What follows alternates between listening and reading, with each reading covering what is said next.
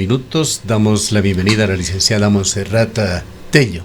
Ella es candidata por la alianza Actuemos, alianza que apoya para la presidencia de la República a Otto Sonnenhorstner, para la vicepresidencia a Erika Paredes, en estas elecciones que fueron denominadas express desde un inicio y que han generado tanta noticia.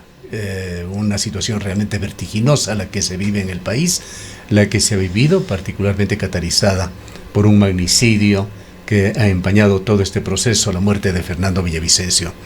Damos la bienvenida a Montserrat. Ella fue concejal del Cantón Cuenca, actualmente es académica y ha decidido nuevamente dar un paso hacia la política como candidata alterna en la tercera candidatura asambleísta por la provincia de La Suay. Será alterna de Fabricio Andrade, si es que llega a ser elegido.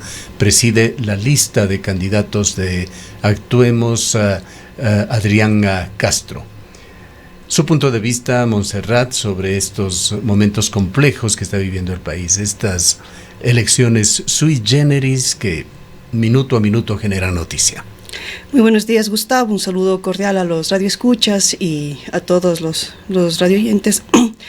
En realidad, Gustavo, creo que primero no podría ser más que solidarizarme primero con toda la familia de Fernando Villavicencio, con todos los coidearios y la gente del movimiento 25 Construye, por el dolor que están sintiendo, y creo que nos ha afectado a todos los ecuatorianos y ecuatorianas en el sentido de que este magnicidio, como bien lo llama usted, Gustavo, ha generado zozobra, miedo, incertidumbre, temor en los ecuatorianos y ecuatorianas, y ha generado realmente una sensación, creo que de desánimo para muchos de nosotros.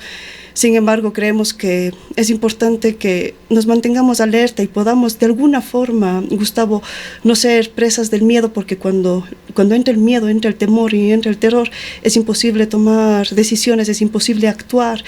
Sin embargo, esta solidaridad que quisiera mantener con ellos también es parte de haber desconocido a muchas de las gentes y militantes del partido Construye 25 y realmente deplorar toda la situación de inseguridad que está viviendo nuestro país, y no solamente a escalas políticas, sino también a escalas ya a veces en el común diario se ven situaciones de violencia, una violencia que ha logrado escalar a unos niveles que antes el Ecuador no tenía. O sea, no habíamos visto estos niveles de violencia, muertes violentas en tal magnitud, esta crisis carcelaria y esta violencia que se vive, al menos en nuestra ciudad. No hemos estado acostumbrados nunca a muertes violentas como las que hemos vivido últimamente en los últimos años, y en realidad eso creo que nos pone en una situación de zozobra, de incertidumbre, y creo que por eso precisamente estas elecciones son un punto, yo creo, de inflexión muy fuerte para nuestro país, para nuestra historia. ¿Cree que historia. efectivamente estas elecciones vayan a marcar un punto de inflexión, es decir, un antes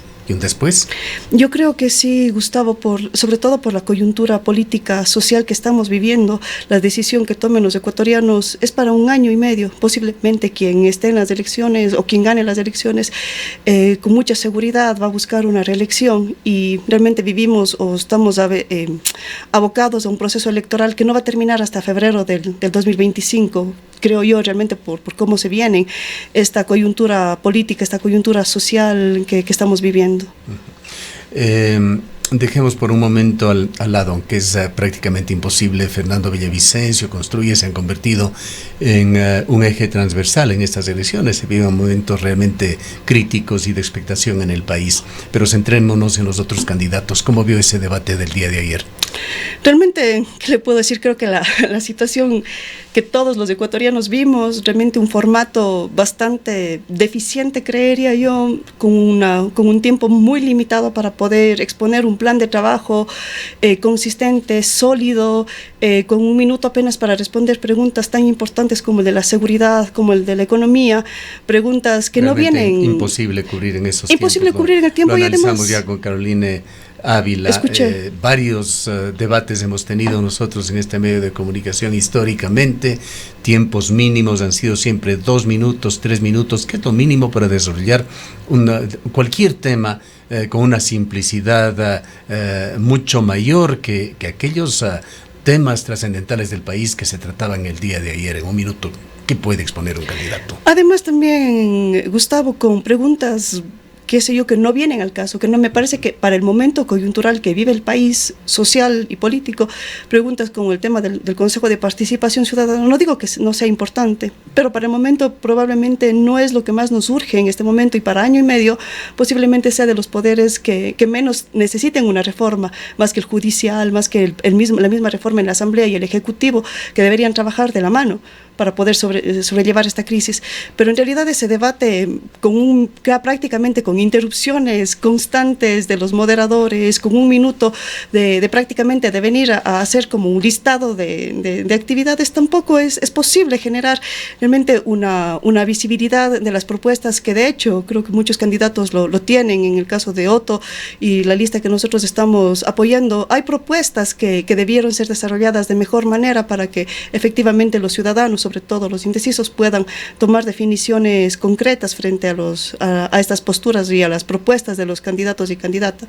¿Qué le queda a usted como lectura? Tomemos tres ámbitos fundamentales, esto no señalados ni priorizados por nosotros, que lo señalan las encuestas. A los ecuatorianos les preocupa fundamentalmente la seguridad. Por otra parte, están temas relacionados con economía, la falta de empleo, la situación difícil por la que atraviesa el Estado ecuatoriano en su economía, que va de la mano también con temas medioambientales. En esta ocasión también se pone en juego el Yasuní, en un tema trascendente, no tanto desde el punto de vista económico, que ha sido focalizado en el debate. Pensaríamos nosotros que se trata de un tema incluso filosófico, de línea de vida que queremos seguir o no los ecuatorianos. Creo que en efecto las preguntas, de las pocas que me parecieron a mí interesantes, fue el tema sobre continuar o no con el extractivismo y qué es lo que va a suceder con esto. Creo que los azuayos sobre todo hemos tenido posturas bastante firmes con respecto al tema ambiental, con la coyuntura y el contexto minero que hemos tenido. Creo que muchos de nuestros candidatos, el mismo Adrián y demás, hemos considerado que la minería no es viable en nuestras zonas, sobre todo porque son zonas de alto servicio ambiental, digamos, con una identidad natural, digamos, o ambiental, sobre todo servicios ambientales fundamentales como son las recargas hídricas, fuentes de agua no solo de nuestra ciudad, sino de muchos cantones aledaños y vecinos de nuestra provincia.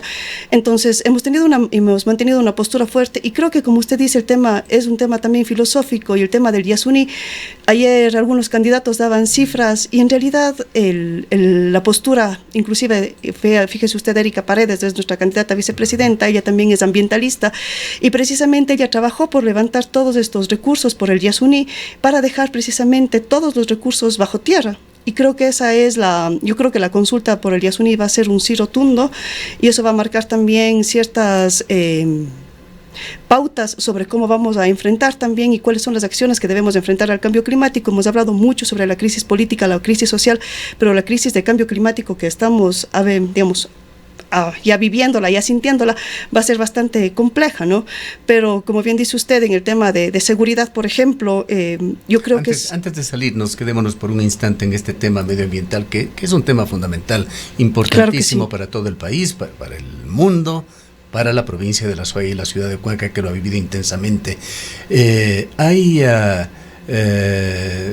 pensamientos conjuntos, comunes dentro de esta alianza. En el caso de Actuemos, como todos los partidos políticos, han tenido que pasar por un proceso acelerado de tomar nombres, de tomar etiquetas, de juntarse el agua con el aceite. Y por allí hemos escuchado algunas declaraciones de importantes candidatos también de esta coalición. Me refiero a Guillermo Celi, quien en el programa Decisiones de Jorge Ortiz dijo y utilizó el mismo dicho usado muchas veces por varios gobernantes, entre ellos Rafael Correa o el ex presidente Moreno, de que no puede seguir Ecuador en la situación de un mendigo sentado en una mina de oro. Lo dijo en el programa de Jorge Ortiz lo corroboró. Incluso tratando de manera bastante despectiva que no coincidimos a los Días Unidos, tratándoles de ilusos y otras palabras por el estilo. Hay claridad en Actuemos en cuanto a qué hacer con respecto a la consulta popular. En realidad, obviamente, creo que lo primero que cualquier mandatario debe hacer es respetar la voluntad del pueblo, respetar la voluntad del soberano, que es el pueblo, y en ese sentido, como le digo, creo yo, digamos, estoy convencida de que él sí va a ganar, y creo que en ese sentido la posición de Actuemos es respetar sobre todo la voluntad de nuestro pueblo. Y ya si me pregunta también de forma personal, porque mucho usted sabe, la política se hace también con criterios personales y formados, y también obviamente dentro de cualquier equipo hay discrepancia. La gente no puede ser borrego, entendemos las discrepancias internas que puedan haber, pero también hay ciertas políticas que eventualmente pueden convertirse en políticas de Estado, que tenemos que conocerlo los votantes, los electores. Sí, y yo creo que en ese sentido vamos a ser irrestrictos en el tema ambiental. Creo que lo decía ayer también el candidato Otto Sonnenhorstner, él, su esposa, nuestra vicepresidenta y muchos de nosotros hemos sido ambientalistas y hemos pensado en el ambiente como una forma también de levantar y sobresalir de la crisis. ¿Usted confía en Otto Sonnenhorstner, por ejemplo, que esté apoyando la consulta popular? Sí, yo confío en Otto Sonnenhorstner, confío también en Adrián Castro, que va a ser nuestro asambleísta, confío en Erika Paredes, que es una cuencana y que sabe de la realidad también que a nosotros nos afecta por el tema minero, que no está lejano del tema extractivista. Y yo creo además también, Gustavo, que hipotecar nuestros recursos naturales por lo que dice la gallina de los huevos de oro, estar sentado sobre el tesoro, es precisamente lo que hizo en su momento Rafael Correa, de sacar todos los recursos y dejarnos prácticamente en una crisis económica terrible a todo el Ecuador. El mundo sigue dando muestras. Y además, si hoy vamos a cualquier portal internacional, a cualquier medio de comunicación internacional, podemos ver esta situación de tragedia que está dándose en Hawái, que se da en Canadá, que se da en Uruguay. Es decir, tenemos que ser bastante necios para no aceptar que el calentamiento global es un hecho que está aquí y que es una amenaza para el planeta. Que el calentamiento global, que el cambio climático, Gustavo, en efecto, y creo que frente a eso es son acciones responsables, creo yo, el que podamos realmente mantener y cuidar nuestros recursos naturales, porque América Latina, Ecuador es un país mega diverso que tiene que ser cuidado, y eso creo yo. Alguna vez cuando tenía 18 años participé en un proyecto que se llamaba Consensos y un proyecto que se llamaba Ecuador 2020, y pensábamos, éramos un montón de jóvenes, yo tendría unos 18, 19 años, ¿qué pasaría si el Ecuador dejaría el extractivismo en un momento dado? ¿Cuál sería la alternativa? En un país mega diverso como el Ecuador, en el que tiene una posibilidad infinita de tener desde una reserva genética, no quiero hablar de un banco, pero sí una reserva genética sobre temas de alimentación, sobre temas ambientales, de toda la flora y fauna, podría ser una alternativa viable. Un caso que usted debe conocerlo, la reserva genética de Genoma, que está haciendo un negocio muy interesante y una contribución medioambiental interesantísima con orquídeas, por ejemplo, en el país. En realidad, y esa es una de las salidas y una de las vías, creo yo, alternativas, no solamente para el Ecuador, para el mundo, Gustavo, hipotecar nuestros recursos naturales, nuestras fuentes de agua, nuestras fuentes de vida, por millones de dólares que se agotan en un 2x3 y con gobiernos que han sido y que nos han mostrado ya, además, que se gastan los recursos a diestra y siniestra, sin tener un proceso de ahorro, sin tener un proceso también de guardar reservas para los momentos de crisis o de vacas flacas. O sea, creo que esa es nuestra postura también. Creo que Otto, al ser un economista, ha hablado también de esto, de cómo generar recursos, de cómo generar reservas, de cómo prepararnos para los momentos de crisis. Lo demostró también ya cuando fue vicepresidente. Él fue uno de los poquísimos que realmente salió a dar la cara en el momento de la pandemia. Y creo que muchos de nosotros también, Gustavo, que estamos acompañando esa lista, hemos estado en momentos de crisis, hemos estado en momentos de profundo dolor y tomando decisiones con firmeza, con honestidad, dando la cara siempre en este proceso. Por eso ha sido una de las razones de las que yo me he sumado a esta lista. Gustavo, usted sabe, hace algún tiempo no he estado presente en política, pero eso no ha querido decir que he dejado mi responsabilidad social, y creo que esa responsabilidad social hoy más que nunca nos llama. El otro día, conversando con mi mamá, justo cuando pasó lo de Fernando Villavicencio, Mi mamá, yo le decía a mi madre, digo, qué bestia es, me da tanto angustia todo lo que está viviendo, y a veces me pregunto si vale la pena realmente todo esto que hemos vivido desde los 14 años. Mami, le decía, estoy metida en procesos sociales, estoy metida en trabajo con jóvenes, con grupos, luego ya en la política formal. Dije, no sé si vale la pena, digo, tengo hijas. Y mi mamá me quedaba viendo y me decía, Montserrat, pero alguien tiene que hacerle frente a esto, alguien tiene que llegar al poder, alguien tiene que también ayudarnos, sino ¿qué vamos a hacer con este país? Y claro, esa voz que yo esperaba que mi mamá me diga, no, mijita, tienes razón, y no, más bien me diga, o sea, me aliente a seguir adelante. Creo que es lo que los ecuatorianos necesitamos ahora, las ecuatorianas necesitamos ahora, pensar y confiar que primero debemos trabajar en equipo, Gustavo. No es momento ahorita de divisiones, no es momento de confrontar. Creo que ya nos ha mostrado la violencia que vivimos, que más violencia genera inestabilidad, genera angustia, genera ansiedad. Pero si bajamos la tensión y podemos hacer equipo, podemos poner banderas políticas y sumarnos a propuestas que sean coherentes, que sean honestas, es lo que necesita nuestro país. Bajo estos criterios que tienen que ver con democracia de calidad, con democracia definida en una buena lid, ¿qué opina usted de la candidatura de Cristian Zurita?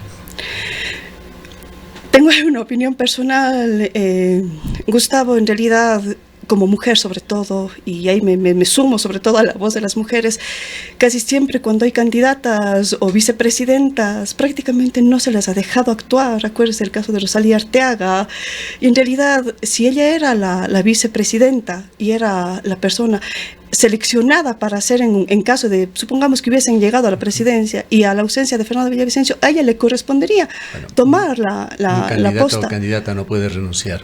No. Usted, en su caso, no puede renunciar a su candidatura y postularse para otra. Eso hubiese encontrado una traba en el Consejo Electoral. Claro, pero sin embargo yo, como le digo, quisiera más bien hacerme eco de esta forma en la que muchas veces a las mujeres no nos dejan actuar. Ella debería, digamos, haber asumido o simplemente no poner un candidato a presidente, que también es una opción, porque dice en el Código de la Democracia podrían sustituir, no es un mandato, podrían haber dejado este tema vacío y podría haber, en el caso de haber llegado a ser la vicepresidenta quien asuma las funciones. No se lo ha dejado, en todo caso. ¿Cree que el CNE debería aceptar la candidatura de Zurita? Si es que esa es la voluntad del partido y si esa es la voluntad de la gente de Construye, creo que sí. O sea, esa creo, porque a la final, ¿quiénes más que ellos son los llamados a poner su candidato de reemplazo? Entonces creo que ellos deberían aceptar esto. También me pareció un error y creo que Otto también se solidarizó y tuvo en cuenta precisamente que estaban en una desventaja, creo, democrática en el debate y en los otros procesos, y en el resto del proceso electoral. Construye con la falta de Fernando Villavicencio y con la falta de una persona que pueda reemplazarle en el debate. Así haya sido que llegaron ese momento, porque esa era la voluntad del partido y del movimiento.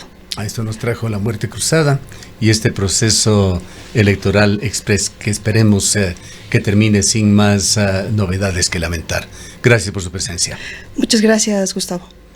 La licenciada Montserrat Tello es candidata alterna en estas elecciones. Está por la lista que apoya a Otto Sonnenhorster para la presidencia de la República. Gracias por su presencia, Montserrat. Muchas gracias, Gustavo. Un saludo cordial a todos y simplemente invitarles a este 20 de agosto a votar realmente con conciencia. Les invitamos a sumarse a la lista 823, la lista del candidato a la presidencia Otto Sonnenhorster, con vicepresidenta Erika Paredes y Adrián Castro también encabezando la lista de asambleístas por el Azuay. Aquí en la lista 823 actuemos. Montserrat Tello, candidata alterna de Fabricio Andrade en la lista de Actuemos.